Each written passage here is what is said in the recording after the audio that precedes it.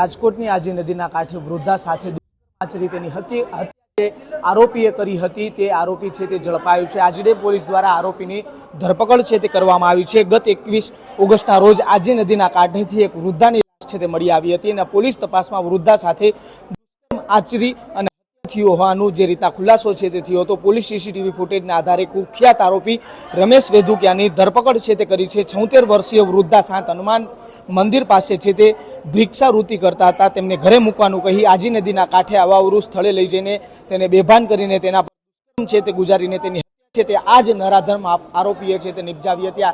જે સ્ક્રીન ઉપર આપ આરોપી જોઈ રહ્યા છો તે નરાધમ આરોપી માત્ર આ એક જ ગુનાનો આરોપી નથી। પહેલા પણ જે રીતના પકડાયેલો આરોપી છે તે અગાઉ 3 હત્યાના ગુનાઓ છે તે આની ઉપર નોંધાઈ ચૂક્યા છે। 2018ની સાલમાં 3 વર્ષની બાળકીનું અપહરણ કરી તેની સાથે દુષ્કર્મ ગુજાર્યા બાદ હત્યા કરી અને લાશને ફેંકી હતી।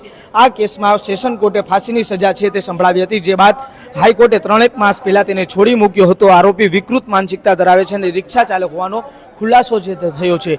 જે આરોપીની ધરપકડ કરવામાં આવી છે। આ નરાધમ આરોપી વારંવાર આ પ્રકારે કૃત્ય છે તે આચરતો હોય। અગાઉ પણ જે રીતના 3 માસની બાળકી સાથે આ પ્રકારનું કૃત્ય કરવું અને ત્યારબાદ ફરીવાર કોર્ટમાંથી છૂટ્યા બાદ આ પ્રકારે કૃત્ય કરવું તે કેટલું યોગ્ય, ત્યારે ફરીવાર આ આરોપીની આજીડેમ પોલીસ દ્વારા ધરપકડ છે તે કરવામાં આવી છે।